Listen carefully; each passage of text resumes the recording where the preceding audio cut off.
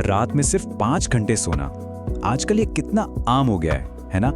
ऐसा लगता है मानो ये एक हार्ड वर्क का बैज हो।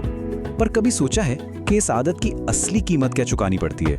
आज हम इसी छिपी हुई कीमत की पड़ताल करने वाले हैं। तो चलिए शुरू करते हैं। ये लाइन हम सबने कभी ना कभी तो सुनी ही है और शायद खुद भी बोली है। कम सोना आप जानते हैं एक तरह का मेडल बन गया है। ये दिखाता है कि हम कितने बिजी हैं, कितने मेहनती हैं। और हम अक्सर यही सोचते हैं कि भाई काम के लिए या फिर थोड़ी मस्ती के लिए नींद कुर्बान कर दी तो क्या ही बिगड़ जाएगा। पर यही तो वो सबसे बड़ा सवाल है जिसका जवाब आज हम ढूंढेंगे। क्या नींद की कुर्बानी देकर हम अनजाने में अपनी ही सेहत के साथ खिलवाड़ तो नहीं कर रहे? और यकीन मानिए, साइंस के पास इसके कुछ काफी चौंकाने वाले जवाब हैं। तो चलिए सबसे पहले उन असर की बात करते हैं जो हमें फौरन महसूस होते हैं। ये एक तरह से हमारी बॉडी के भेजे हुए वो पहले वार्निंग साइंस हैं जिन्हें हम अक्सर ये कहकर टाल देते हैं कि अरे बस थोड़ी थकान ही तो है। ये असर तो सबसे जाना पहचाना है। मतलब किसी चीज पर फोकस करने में मुश्किल होना, एनर्जी का एकदम गायब हो जाना और बस दिन भर ऐसा लगना कि यार कहीं सोने को मिल जाए। ये सिर्फ एक परेशानी नहीं है, ये बहुत खतरनाक भी हो सकता है। जरा सोचिए, अगर ऐसा गाड़ी चलाते वक्त हो जाए तो? और असर सिर्फ शारीरिक थकान तक ही नहीं रुकता। नहीं, नींद की कमी सीधा हमारे मूड पर अटैक करती है। चिड़चिड़ापन, कॉन्फिडेंस में कमी और यहाँ तक कि डिप्रेशन जैसी फीलिंग्स भी हावी होने लगती है। और सबसे हैरान करने वाली बात तो ये है कि कई बार इन लक्षणों को कोई साइकोलॉजिकल प्रॉब्लम मान लिया जाता है, जबकि असली जड़ सिर्फ और सिर्फ नींद की कमी होती है। अच्छा, अब तक तो हमने उन असर की बात की जो हमें महसूस होते हैं, पर अब बात करते हैं उस नुकसान की जो हमें दिखाई नहीं देता, जो अंदर ही अंदर चुपचाप बढ़ता रहता है। और सच कहूं, यही नुकसान सबसे ज्यादा खतरनाक है।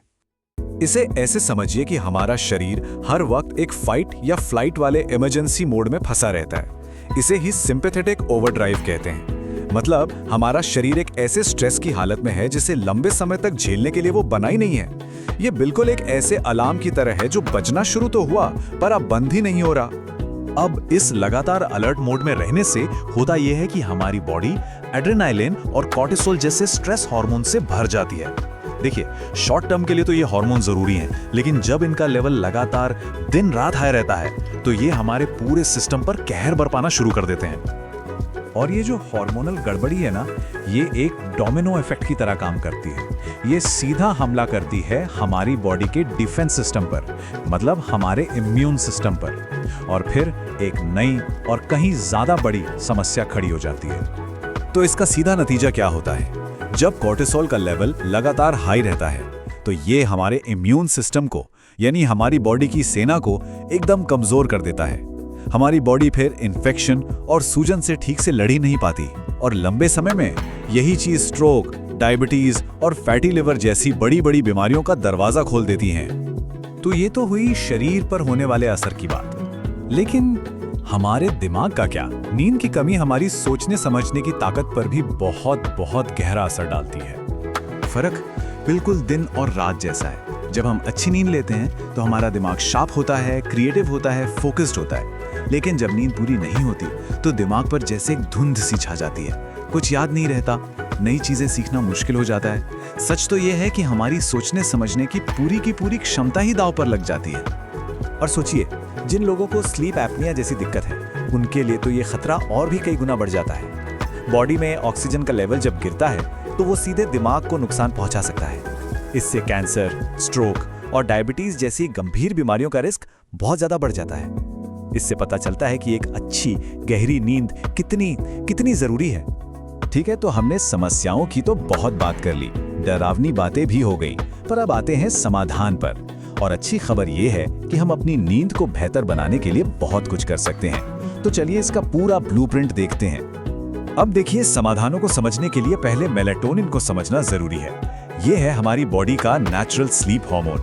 हमारा शरीर इसे तब बनाता है जब अंधेरा होता है, और हमारे फोन, लैपटॉप या टीवी स्क्रीन से जो नीली रोशनी निकलती है ना, वो इसके बनने के प्रोसेस को रोक देती है। इसीलिए कहते हैं कि सोने से पहले स्क्रीन से दूर रहना इतना जरूरी है। ये एक बहुत ही आसान लेकिन जबरदस्त असरदार टिप है।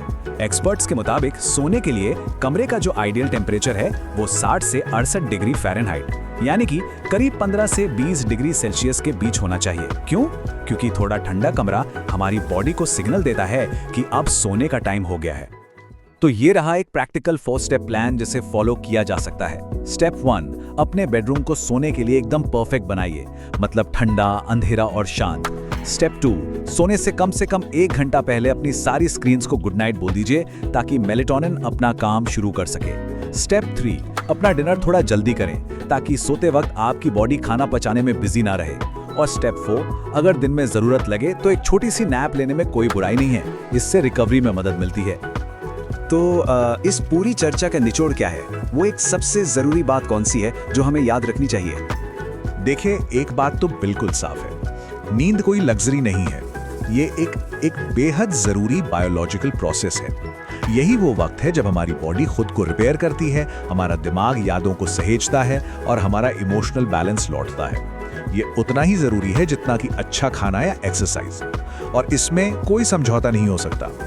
तो एक आखिरी सवाल, जरा सोचिए, इस भागती दौड़ती दुनिया में जो हमें 24 घंटे ऑन रहने के लिए कहती है, क्या ऐसे में अपनी बॉडी की सुनना और नींद को सबसे पहली प्राथमिकता देना अपनी सेहत के लिए सबसे बड़ा और सबसे जरूरी कदम नहीं है? इस पर सोचिएगा जरूर।